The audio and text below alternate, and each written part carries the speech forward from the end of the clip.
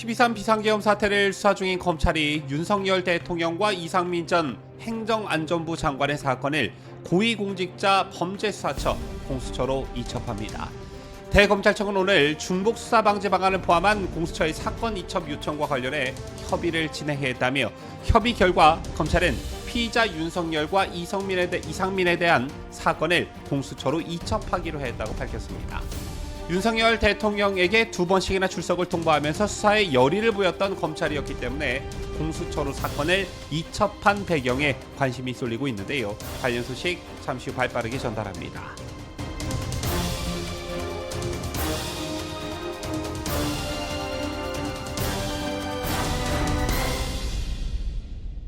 시청자 여러분 안녕하십니까? 뉴스데일리 베스트 민앵커입니다.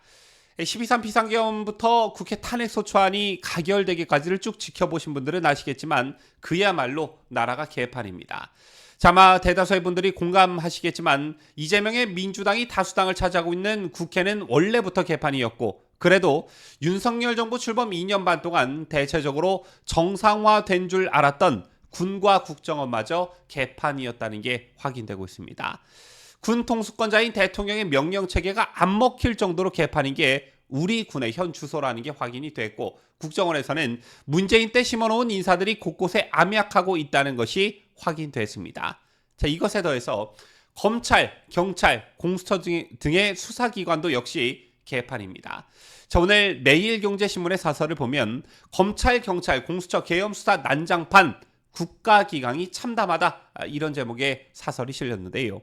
12.3 비상계엄 사태를 둘러싸고 검찰과 경찰, 공수처의 볼썽사나운 수사 경쟁이 그야말로 점입가경이라는 것입니다. 윤석열 대통령을 서로 수사하겠다며 소환 통보하고 각 기관이 피의자를 따로 불러 같은 진술을 반복시키고 있다는 것이고요. 법원이 같은 영장에 대해서 중복 청구를 이유로 기각하는 어떤 초유의 사태도 발생했습니다. 단순한 행정력 낭비를 넘어 국가기강을 흔드는 심각한 조직 이기주의라고 사설은 지적하고 있었습니다. 실제 그간 어떤 일들이 있었습니까? 검찰에 따르면 검찰 비상계엄 특별수사본부는 윤 대통령에게 오는 21일 서울중앙지검에 나와 대면 조사를 받으라는 출석 요구서를 다시 보냈습니다.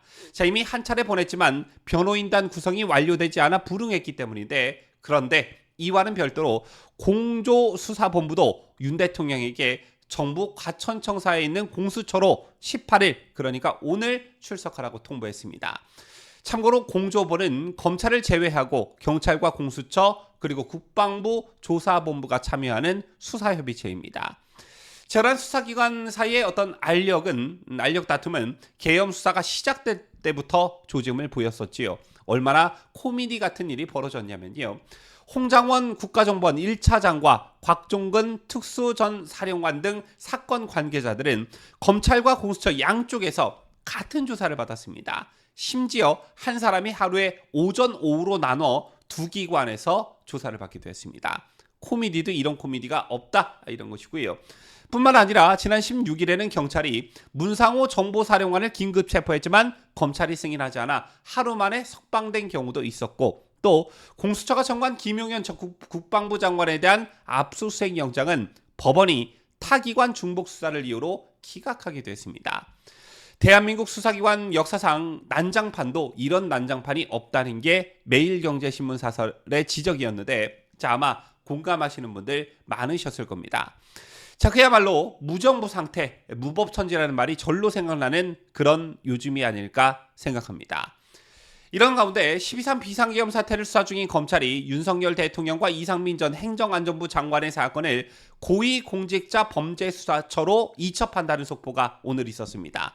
대검찰청은 오늘 중복 수사 방지 방안을 포함한 공수처의 사건 이첩 요청과 관련해 협의를 진행했다며 협의 결과 검찰은 피의자 윤석열과 이상민에 대한 사건을 공수처로 이첩하기로 했다라고 밝혔습니다. 대신 공수처는 윤 대통령과 이 전 장관을 제외한 나머지 피의자들에 대한 이첩 요청은 철회키로 했다는데요. 이처럼 수사를 어느 쪽에서 할지 늦게나마 정리가 되어가는 모양새이지만 내란죄라는 말도 안 되는 제목으로 현직 대통령을 수사기관들이 수사하는 것에 대한 논란은 여전합니다. 어제 윤 대통령 변호인단 구성을 돕고 있는 석동현 변호사 어제 기자회견을 열고 입장을 밝혔는데 12.3 비상계엄의 폭동 요소도 없었고 법률가들은 간명하게 내란이 될 수 없다고 말한다면서 정치권과 야당에서는 내란이 나서 나라가 뒤집혀진 것처럼 과장되게 주장한 측면이 있다. 이렇게 말했습니다.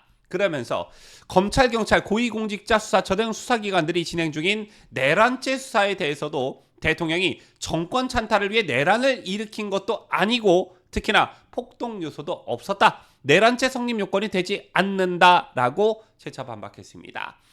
또한 수사기관들이 각자 윤 대통령 출석 요구를 하고 있는 데 대해선 수사기관들의 경쟁 문제를 해소하고 수사 주체를 일원화해야 한다라고 말했는데요. 저제 석 변호사가 수사 주체를 일원화해야 한다면서 다소 완곡한 표현을 썼지만 사실 말도 안 되는 것입니다. 어제 다른 방송에서도 전원책 변호사의 말을 빌어 설명을 해드렸지만 윤석열 대통령으로부터 임명장을 받은 공수처장, 검찰총장, 경찰청장 이 사람들이 하나같이 대통령을 구속시켜야 한다면서 신병 확보전을 벌이고 있습니다. 특히 검찰의 경우에는 대통령이 출석을 안 했다라면서 이번에 또 안 나오면 긴급 체포를 하겠다. 이런 말들이 공공연하게 나오는 상황인데요. 이런 게 가당키냐 한 말이냐라는 것입니다. 자, 미국의 경우에도 역시 문제 있는 대통령들이 몇 사람 있었지만 그런데 단 한 번이라도 그런 적이 있었냐라는 것이고요. 특히나 대통령이라는 자리는 대통령제 국가에 있어서는 국가 원수이자 행정 수반입니다. 단순한 행정 수반이 아니라 대체가 불가능한 유일한 국가 원수라는 것인데 자, 이런 국가 원수를 일개 검찰이 2번 나오지 않으면 긴급 체포를 해서 구속시키겠다 이런 말을 공공연히 한다는 것 자체가 문제이고 이게 도대체 어디서 배운 민주주의냐라는 것입니다. 그리고 또 언론 법조계 그리고 소위 지식인이라고 말하는 사람들이 전부 한쪽으로 쏠려서 윤석열 대통령의 내란죄를 운운하고 있는데 그 자체도 잘못이라는 것입니다. 자, 아마 본인들도 사회적 정치적 분위기의 편승에 입으로는 내란죄를 말하고 있지만 내란죄가 안 된다는 것을 내란죄 구성 요건이 충족되지 않는다는 것을 누구보다 잘 알고 있을 것이라는 것입니다. 다른 것을 다 차치하더라도 내란죄가 되려면 국토를 참전하거나 아니면 국헌문란 목적의 폭동을 해야 되는데 그런 게 전혀 없었다라는 것이죠. 또한 전시사변 또는 그에 준하는 사태가 돼야 하는데 또 그것도 아니라는 겁니다. 그럼에도 불구하고 모든 언론이 내란죄가 될 것이고 당연히 윤석열은 구속돼야 된다. 윤석열 대통령이 내란죄 수괴다. 이렇게 말을 하고 있고 수사기관마다 윤석열 대통령을 잡아들이는데 혈안이 되고 있으니 이것을 과연 정상이라고 볼 수 있냐라는 것입니다. 국가원수의 고도의 통치 행위를 가지고 이것을 사법심사 대상에 올린다는 것 그리고 또 한 번의 광기의 마녀 사냥이 시작되고 있다는 것 이게 현재 이 대한민국 수준이 아닐까 생각합니다. 씁쓸하군요. 지금까지 저는 대한민국을 소화하는 뉴스데일리 베스트 민앵커였습니다.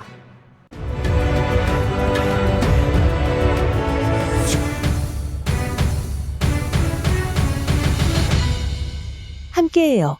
뉴스데일리 베스트